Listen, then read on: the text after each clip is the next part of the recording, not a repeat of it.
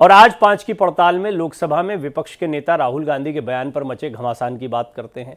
राहुल गांधी ने आज राष्ट्रपति के अभिभाषण पर चर्चा के दौरान ऐसा बयान दिया जिसे लेकर देखते ही देखते सदन अखाड़े में तब्दील हो गया। संसद सत्र के छठे दिन लोकसभा राज्यसभा दोनों सदनों में जमकर हंगामा हुआ। राष्ट्रपति के अभिभाषण पर धन्यवाद प्रस्ताव पर चर्चा हो रही थी। इसी दौरान लोकसभा में विपक्ष के नेता राहुल गांधी ने बीजेपी को हिंसा करने वाली पार्टी बताया। साथ ही ये भी कहा 24 घंटे नफरत और हिंसा की बात करने वाले हिंदू नहीं हो सकते। वहीं राहुल के इस बयान का जहां प्रधानमंत्री मोदी ने खड़े होकर विरोध किया, तो गृह मंत्री अमित शाह ने राहुल से माफी मांगने की मांग की।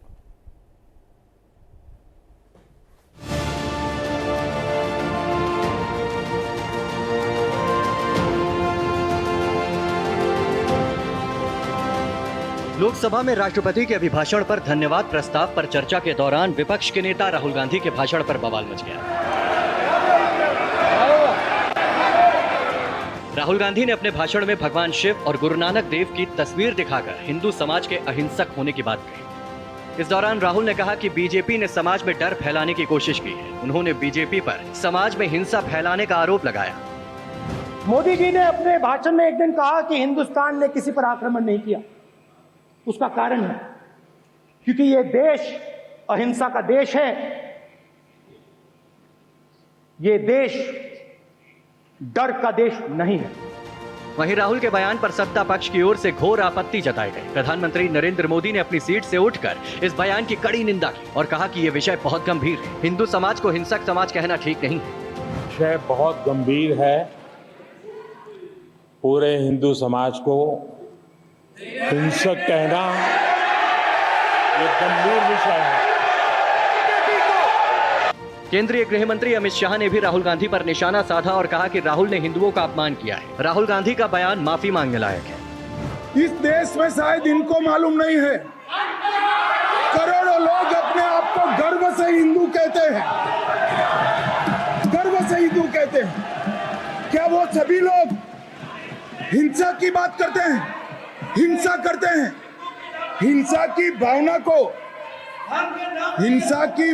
को किसी धर्म के साथ जोड़ना और इस सदन में और संवैधानिक पद पर बैठे हुए व्यक्ति ने, मैं मानता हूं मान्यवर, उन्होंने इसकी माफी मांगनी चाहिए।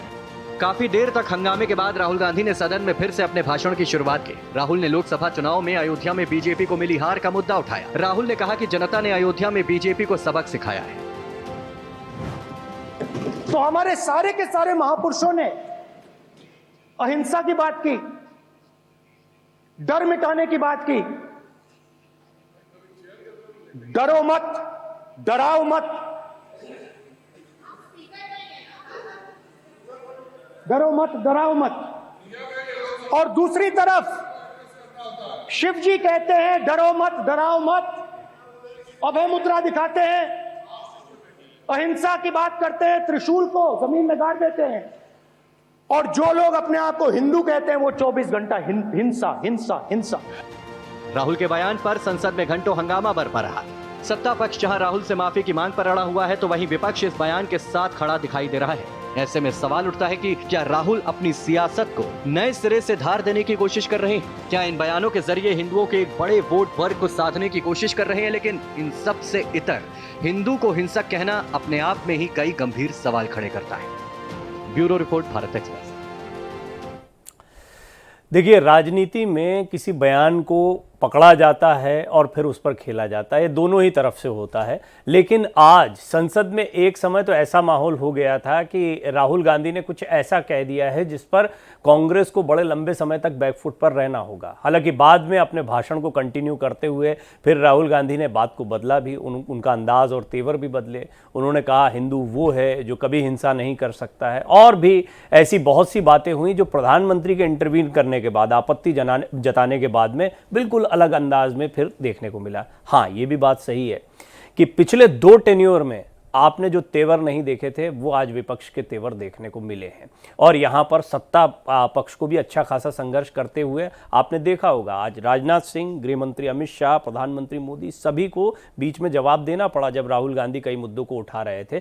तो आने वाले समय में ये टेन्योर है मोदी 3.0 जिसको हम कहते हैं, उसमें विपक्ष की भूमिका भी आपको बहुत तेवरों के साथ, बड़ी तल्खी के साथ में और कई तीखे बयानों के साथ में देखने को मिलेगी। हालांकि इस बयान को ज़रा समझते हैं, क्या इस बयान पर इतना हंगामा होना चाहिए था, या फिर ये बात को एक तरीके से पकड़ लिया भारतीय जनता पार्टी ने और यहाँ पर राहुल गांधी ने जो कुछ कहा, जैसा कि सभापति भी कहते रहे कि उन्हें बड़ा सोच समझकर बोलना चाहिए। इस पर तमाम मेहमान मेरे साथ जुड़ेंगे, दोनों बड़ी पार्टियों के प्रवक्ताओं से भी मैं बातचीत करूंगा, लेकिन उससे पहले मेरे सहयोगी आदित्य और कोमल, जिनको आप देख पा रहे हैं, दोनों मेरे साथ जुड़े हुए हैं संसद की इस कार्यवाही पर और इसके बाद में जो प्रतिक्रियाएं आती हैं उस पर नजर बनाए हुए हैं। तो पहले जरा इस खबर को समझ लीजिए हमारे दोनों सहयोगियों के माध्यम से।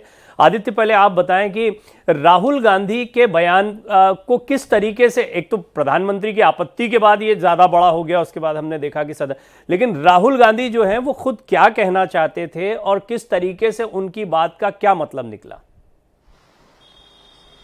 देखिए प्रवीण जी, यहाँ पर आज राहुल पूरी तरह से भाजपा पर हमलावर होने की एक मुद्रा में दिखाई दिए और उन्होंने चुन चुनकर वो सारे मुद्दे उठाए जो लोकसभा चुनाव में भी विपक्षियों द्वारा उठाए गए थे, खासतौर से कांग्रेस द्वारा।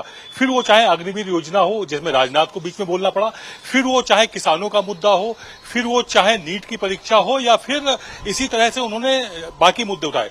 जो बात अभी आपने बताई हिंदू हिंसक होता है, इस पर वो बैकफुट पर आए। आपको यहाँ पर याद दिलाना चाहेंगे अपने दर्शकों को, एक मनमोहन सरकार चल रही थी उस समय हिंदू आतंकवाद वाली बात भी राहुल गांधी द्वारा कही गई थी। जब मालेगांव ब्लास्ट हुए थे, कुछ लोग गिरफ्तार किए गए थे, उसको भाजपा ने उठाया था और भाजपा ने उसको कैश भी किया था चुनाव में। तो इसके बाद ये हिंदू हिंसक वाली बात कहने के बाद राहुल गांधी बैकफुट पर जाते दिखाई दिए और दूसरी बातों पर उन्होंने भाजपा पर हमला करने की कोशिश की। जैसे उन्होंने ओम बिरला से भी ये बात बोली, जो कि स्पीकर हैं वहां पर, कि आप प्रधानमंत्री को झुककर नमस्ते करते हैं, जवाब देते हैं, हाथ मिलाते हैं, जबकि हमसे सीधे होकर के मिलाते हैं। तो कुल मिलाकर के वो सारी चीजों पर, उन सारी चीजों पर वो अटैक करके अटैकिंग फॉर्म में दिखाई पड़े, जिसको लेकर के कांग्रेस पिछले 10 सालों में, अगर हम बात करें जो मोदी सरकार थी, इतनी आक्रामक नहीं थी जितनी आज दिखाई दी। मल्लिकार्जुन खड़गे भी इससे पहले जब बोले तो उन्होंने भी हमला बोला और कहा कि आरएसएस की विचारधारा खतरनाक है। तो कांग्रेस और विपक्षी नेता राष्ट्रपति के अभिभाषण पर, सत्ता पक्ष पर हावी होते दिखाई दिए और उन्होंने बहुत ही सख्त अंदाज में, तेजी के साथ, तल्खी के साथ अपनी बातों को रखा। तय बात है कल जब प्रधानमंत्री बोलेंगे तो वो चुन चुनकर हर सवाल का जवाब देंगे। आज उन्होंने आपत्ति उठाई दी है कि खुद को हिंदू कहने वाले हिंसा करवा रहे हैं, इस तरीके की बात कहना ये अपने आप में बड़ा आपत्तिजनक लगा। प्रधानमंत्री ने इस पर आपत्ति जताई है, सदन में इस पर बड़ा हंगामा हुआ। कोमल, सदन के बाहर आप लगातार नेताओं से प्रतिक्रियाएं लेती रहती हैं, अभी किस तरह का माहौल देखने को मिल रहा है, क्योंकि मुझे नहीं लगता कि यह मुद्दा आने वाले दिनों में थमेगा। देखिए, सदन तो अभी चल रहा है, लेकिन जाहिर सी बात है जो नेता बाहर निकले इस बीच, उन्होंने बीजेपी की जो नेता है उन्होंने वाकई इस पे ऑब्जेक्शन किया, क्योंकि आप देखेंगे कि लगातार जो मुद्दे आज सदन में, दोनों सदनों में उठे हैं, लगातार कांग्रेस विपक्ष के द्वारा वो मुद्दे उठाए जा रहे हैं। लेकिन जिस तरीके से राहुल गांधी आज जो है नेता प्रतिपक्ष के तौर पर बोले, उन्होंने बोला तो दमदार, लेकिन ओवर एक्साइटमेंट जो थी उनकी, उनमें वो फिर उस मुद्दे में फंस गए जो उन्होंने धर्म को लेकर के कहा, या भगवान शिव जो है उनकी फोटो ले आए, उनसे बोलने लग गए, उनको को अपने मुद्दे में घसीट लिया। तो इसका जो सत्ता पक्ष है उसने भरपूर जमकर इस पर हंगामा किया और ऑब्जेक्शन किया। और मैं आपको बता देती हूँ कि बार बार कांग्रेस की तरफ से जो है बीजेपी को माफ़ कीजिएगा, बीजेपी को जो है मुस्लिम विरोधी बोला जाता है, और जो बीजेपी है वो कांग्रेस या विपक्ष को हिंदू विरोधी बोलती है। तो दोनों के बीच परस्पर, रुकिएगा, रविशंकर प्रसाद कुछ कह रहे हैं, जरा सुनवा देते हैं दर्शकों। देखिए, मैं एक ही बात कहूंगा, क्या किसी और आस्था के ईश्वर के बारे में सदन में इस तरह की हल्की बात वो कर सकते हैं? शिव महादेव सबके आदरणीय है ना, उनके सांप को लेकर व्यंग करना क्या मतलब है इसका? वो भी एलओपी बनकर के बोल रहे हैं। इससे बड़ी पीड़ा की बात कोई हो नहीं सकती है कि हिंदू आस्था कितना सम्मान करते हैं, कि स्पष्ट है। जितने भी मुद्दे उठाए जनता के मुद्दे। बहुत धन्यवाद।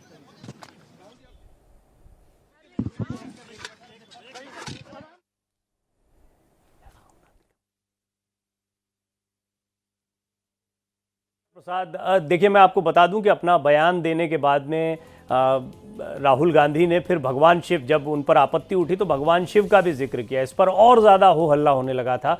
और भगवान शिव को ही लीजिए, महापुरुषों को नहीं, भगवान शिव को ले सकते हैं। एक बात और बहुत महत्वपूर्ण है जो भारतीय जनता पार्टी की तरफ से पुरजोर तरीके से कही गई कि संविधान की बात कांग्रेस लगातार कहती रही है। संविधान ये भी कहता है कि किसी धर्म, समाज या जो आस्था के प्रतीक होते हैं उनका जिक्र इस तरीके से नहीं किया जाता। ये बात सही भी है, लेकिन राहुल गांधी ऐसा लगता है कि चुनावी मूड में हैं, या वो क्या कहना चाहते थे उसको शायद शब्दों में पिरो नहीं पाए। बहुत सारी चीज़ें हैं जो इसमें देखने को मिलती हैं। आइए इस पर बातचीत करते हैं। मेहमानों का एक पूरा पैनल मेरे साथ इस पर चर्चा करने के लिए जुड़ा हुआ है। मेरे साथ स्टूडियो में मौजूद हैं भारतीय जनता पार्टी के वरिष्ठ प्रवक्ता अनिरुद्ध सिंह जी। अनिरुद्ध जी, आपका बहुत बहुत स्वागत करता हूं। मेरे साथ राकेश शेट्टी साहब कांग्रेस प्रवक्ता के तौर पर जुड़ रहे हैं। शेट्टी साहब, आपका भी बहुत बहुत स्वागत है। आचार्य मदन जी महाराज जो कि अध्यक्ष हैं विश्व हिंदू पीठ के, वो भी मेरे साथ जुड़ रहे हैं। आचार्य जी, आपका भी बहुत बहुत स्वागत है। और साध्वी प्रज्ञा भारती जो धर्माचार्य हैं वो भी हमारे साथ इस पर जुड़ रही हैं, आपका भी बहुत बहुत स्वागत करता हूं। तो सभी मेहमानों से हम बातचीत करेंगे, लेकिन शुरुआत, क्योंकि अनिरुद्ध जी आज बीजेपी को एक तरीके से एक बड़ा मौका मिल गया। ये हिंदू शब्द और इस तरह की चीज़ों का इस्तेमाल करना ये हमेशा भारी पड़ता है कांग्रेस को, क्योंकि ये आपकी पिच पर आकर खेलने जैसी बात हो जाती है। लेकिन कोई भी नेता प्रतिपक्ष, और राहुल गांधी अब एक इतने मंजे हुए नेता तो हो गए, उनको पता है कि क्या बोलना है क्या नहीं बोलना है। ऐसा लगता है कि उनकी बात को पकड़ लिया गया। वो कहना कुछ चाह रहे थे, लेकिन जैसे ही प्रधानमंत्री ने आपत्ति जताई उस सेंटेंस पर, उसके बाद मामला कहीं का कहीं चला गया। प्रवीण जी, होता क्या है कि इसके पहले अधीर रंजन चौधरी इनके एलओपी थे। वो भी ऐसे एलओपी क्या लोप ही किया करते थे। एलओपी क्या थे, उनको एक तरीके से कहा जाता था कि बड़ी सबसे बड़ी पार्टी अभी आप ही हैं, तो चलो आपको एक दर्जा दिया जाता है। 10 साल बाद इनको किसी तरीके से मौका मिला। तो राहुल गांधी को समझ में ही नहीं आ रहा है, उनको लगता है कि जो 99 का आंकड़ा भी इनको मिला है वो भी किसी न किसी मतलब इनकी बड़ी मेहनत और उससे मिला है। और दूसरी चीज़ ये है कि जो व्यक्ति जिस धर्म के बारे में बिल्कुल नहीं जानता है, अब फिरोज खान के पोते से तो हम उम्मीद नहीं करेंगे कि हिंदू धर्म के बारे में बहुत बढ़िया जानते हैं वो, तो जब नहीं जानते हैं तो उनको बोलना नहीं चाहिए था। और बोलेंगे तो जाहिर सी बात प्रश्न उठेगा, भैया जूता पहन के कौन जाता शंकर भगवान की फोटो और बुद्ध की फोटो लेके जाता? लोग तो वहाँ नतमस्तक होते हैं उनकी फोटो के सामने। आज तक हमने यही देखा था कि गुरु नानक की फोटो जूता पहन के कौन लेके घूमता है, लोग उनकी फोटो के आगे नतमस्तक होते हैं। लेकिन मैं एक मिनट के लिए आपको रोक रहा हूँ। आचार्य प्रमोद कृष्णम भी कुछ बोल रहे, सुन लेते, क्योंकि हाल के दिनों में उन्होंने बहुत सारी क्रिटिसाइज किए बिना बीजेपी को नहीं हराया जा सकता। पहले वो समझते थे कि बीजेपी हिंदुत्व है, अब उन्हें लगता है हिंदुत्व ही भाजपा है। आज उन हिंदुओं को बड़ी ठेस लगी होगी, बड़ी तकलीफ हो रही होगी जिन्होंने इन्हें वोट दिया है। ये बहुत बड़े चिंतन का विषय है और पूरे विपक्ष के उन नेताओं को भी सोचना पड़ेगा। मैं पूरे विपक्ष के राजनीतिक दलों के नेताओं में पूछना चाहता हूं अखिलेश यादव जी से, जवाब दें ममता बनर्जी, तेजस्वी यादव बताएं, राहुल गांधी जी को उन्होंने अपना नेता चुना है। अखिलेश यादव जी, तेजस्वी यादव जी, लालू यादव जी, ममता बनर्जी जी, अरविंद केजरीवाल जी, सब बताएं क्या हिंदू हिंसक है? क्या हिंदुओं ने आपको वोट नहीं दिया है? जिन हिंदुओं ने आपको वोट दिया है वो कितना दुखी हो रहे होंगे कि पूरी कम्युनिटी को हिंसक बताया जा रहा है। मुझे लगता है कि राहुल जी को हिंदू समाज से क्षमा याचना करनी चाहिए, जो वो नहीं करेंगे। फिर भी मैं अनुरोध कर रहा हूं और मैं अपेक्षा करता हूं कि उन्हें करनी चाहिए। आपको नहीं लगता तरीके से राहुल गांधी का रवैया रहा पार्लियामेंट के अंदर, और उन्होंने प्रधानमंत्री के ऊपर भी कटाक्ष किया कि प्रधानमंत्री बायोलॉजिकल नहीं? शाबाश, वेरी गुड राहुल जी। कल का ट्राई करेंगे, मगर कल नहीं परसों कर देंगे। बाहर रखिए, गाड़ी से बाहर रखिए। अरे कुछ नहीं, बोलो मत, बोलेंगे तो ठीक। आपकी हैंडशेक देखो कैसी है। Thank you thank you. जिस तरह से मैं अभी जिंदा हूँ, अभी आप 100 साल जियो। राहुल जी जिस तरह सर सवाल खड़े हो रहे रेलवे स्टेशन में, घबराओ मत, हो जाएगा। क्या भाई कर देंगे रुकने की व्यवस्था कैमरा सर आपकी पहली स्पीच थी एज एन एलओपी, अच्छी लगी? बात रख पाए? आपको अच्छी लगी? सर अच्छी नहीं लगी? हमारा तो सर फैक्ट से बात है, आपने जो फैक्ट रखे, सरकार की तरफ से कई मिनिस्टर्स काउंटर कर रहे थे। Thank you.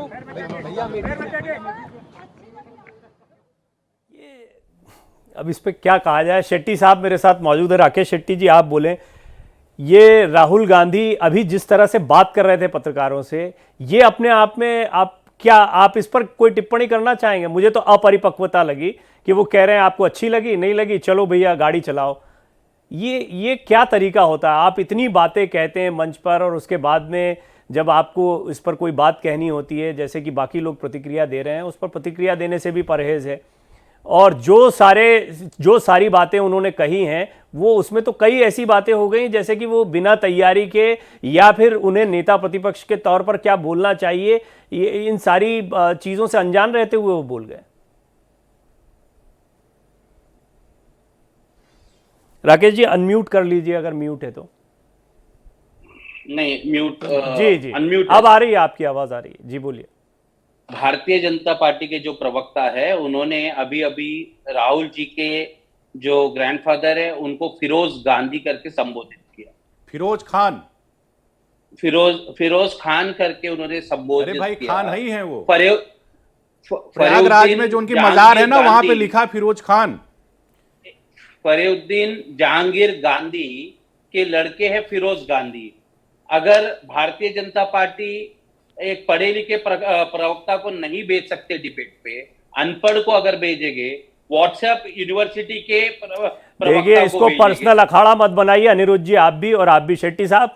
चलिए उसको आपका जिम्मेदारी बनता है, ठीक है, आप एक राष्ट्रीय चैनल हो। आपको मैंने इसलिए बोलने का मौका दिया, अन्यथा आपकी, क्योंकि उन्होंने जो बात बोली थी मैं उसको काउंटर भी नहीं करना चाहता था। मैं उसको ठीक नहीं मानता, मैं इतना कह सकता हूं आपसे। अब आप बात को आगे बढ़ाएं।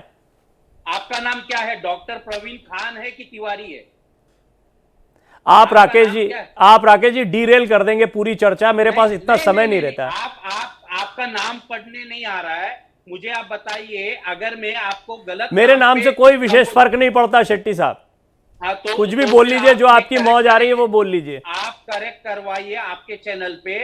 जो अनिरुद्ध सिंह जी ने कहा, उन्होंने खान करके संबोधित किया। आप उसको करेक्ट कर तो रहे हैं, पैनल इसीलिए होता है। आप उसको करेक्ट कर रहे हैं, आप आपत्ति जता रहे हैं। मैं खुद कह चुका कि ठीक है, मैं उस पर उस बयान के साथ नहीं जाता, मैं भी गलत मानता हूं। यूनिवर्सिटी से पढ़कर जो प्रवक्ता आते हैं उनको आपके चैनल पे मत बुलाइए, क्योंकि ये सब फॉरवर्ड आरएसएस के चमचे लोग बेचते रहते हैं। और ऐसे प्रवक्ताओं को घर पे बिठाइए, ऐसे प्रवक्ताओं को यूज। क्या राकेश जी, आप भी तो वही, फिर पर्सनल पे क्यों जा रहे हैं आप भी? तो मैं वही पूछ रहा हूं आपको। दर्द हो गया अभी अगर इनको इंग्लिश नहीं आता, हिंदी नहीं आता, विकिपीडिया इनके पास नहीं है, तो अगर ये पढ़े लिखे नहीं है, इनके साथ में क्यों डिबेट करूं मैं? जब इन्होंने फिरोज गांधी को अगर फिरोज खान, मैंने आपसे इनके सवाल पर कुछ पूछा ही नहीं। मैंने एक सवाल पूछा आपसे, मैंने इनके सवाल, आपने उनका जो भी कुछ सुना उस पर आपने अपनी पूरी आपत्ति, पूरी जो भी आपकी नाराजगी थी वो निकाल दी। अब मेरे सवाल पर आइए आप कृपया। बिल्कुल नहीं, आपका मैं आपके सवाल पे तब आऊंगा जब आप उनको करेक्ट करोगे। मैं जानना चाहता हूं, आप पढ़े लिखे पत्रकार है, वरिष्ठ पत्रकार है, आप मुझे बताइए वो फिरोज गांधी है या फिरोज खान है? आप क्लियर कीजिए। फिरोज गांधी करेक्ट है, मतलब ये अनपढ़ है भारतीय जनता पार्टी। अब आप राकेश जी, अब ये वो जद होती है जिसको आप भी वही कर रहे हैं जो राहुल गांधी करके गए। किसान से हाथ मिलाने में उन्होंने 10 मिनट का समय ले लिया, लेकिन पत्रकार के एक सवाल का जवाब नहीं दिया। वही काम आप भी करना चाहते हैं। मैं जवाब दे दूं? हाँ, आप जवाब दीजिए। भारतीय जनता पार्टी के प्रवक्ता अनपढ़ है, ये सिद्ध आपने कर दिया, और धन्यवाद आपको। मैं आगे बढ़ता हूं। देखिए, राहुल जी ने जो बयान किया, वो सब लोग जानते हैं कि आरएसएस और भारतीय जनता पार्टी जो एग्रेसिव राजनीति करती है, जो मॉब लिंचिंग करती है, और ये लोग जो है, इनका जो राजनीति है एग्रेसिव पॉलिटिक्स, राहुल जी उसके बारे में बात कर रहे थे, और उन्होंने उसी पार्लियामेंट के पटल पे वो क्लियर किया। दूसरी बात, हिंदू का अपमान, ये लोग कह रहे थे इतना बड़ा राम मंदिर बना, शंकराचार्य जी ने कहा कि आप पूरा राम मंदिर कंप्लीट होने के बाद उद्घाटन करिए, तब इन्होंने, अब नरेंद्र मोदी जी ने उनकी बात नहीं मानी, तब हिंदुओं का अपमान हुआ। आज इतना बड़ा देश है, पूरे दुनिया में हमारी रसूख बोलती है, और हम एक एंट्रेंस एग्जाम नहीं कंडक्ट कर पाते, इसमें हमारी देश की छवि गिरती है। और राम मंदिर जो बनाया, इसमें आज इतना बड़ा भ्रष्टाचार सामने आया है, वही के पंडित। मेरा सवाल बरकरार है। मैं आऊंगा राकेश शेट्टी साहब, मैं आपको पूरा मौका देता हूं, आप जो भी कहना चाहते हैं, आपसे इतनी बात होती है, हमेशा आपको अवसर मिलता है, लेकिन मेरा सवाल बरकरार है, उस पर जाऊंगा। चलिए, क्योंकि अनिरुद्ध जी काफी सारी बातें कही गई, लेकिन मैं चाहूंगा इसको पर्सनल डिबेट अब ना बनाया जाए। उन्होंने भी अपनी नाराजगी जता दी, आप भी अब जो बोलना चाहते थे वो बोल दिया। कोई पर्सनल नहीं है भाई। महात्मा गांधी जी ने किसको अपना सरनेम दिया था? अगर गांधी को गांधी, मेरा नाम सिंह है। नहीं, देखिए, मैं इस डिबेट पर नहीं जाना। अगर आप इस मुद्दे पर रहना चाहते हैं तो ये मेरी डिबेट का विषय नहीं है, ये मेरी डिबेट का विषय नहीं है, ये मेरी डिबेट का विषय नहीं है।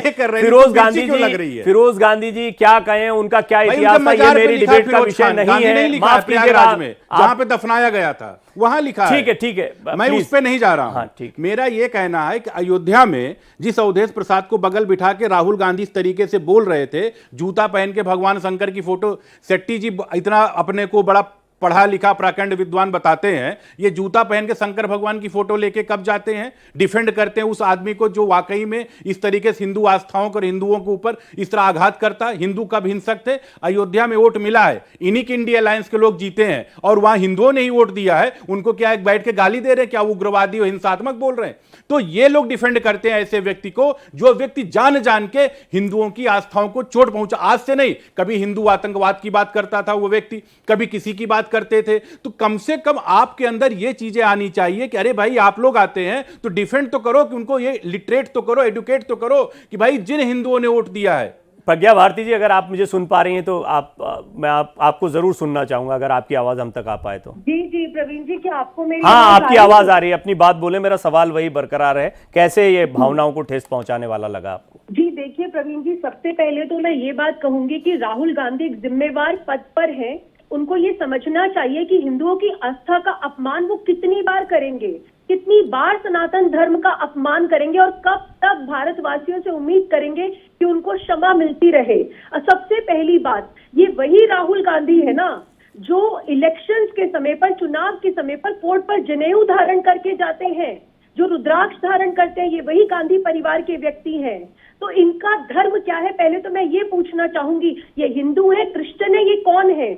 और हिंदू हिंसक हो गए आज, और मुसलमान जो लोग सर तन से जुदा करने की बातें करते हैं, क्या वो मोहब्बत की दुकान चलाते हैं?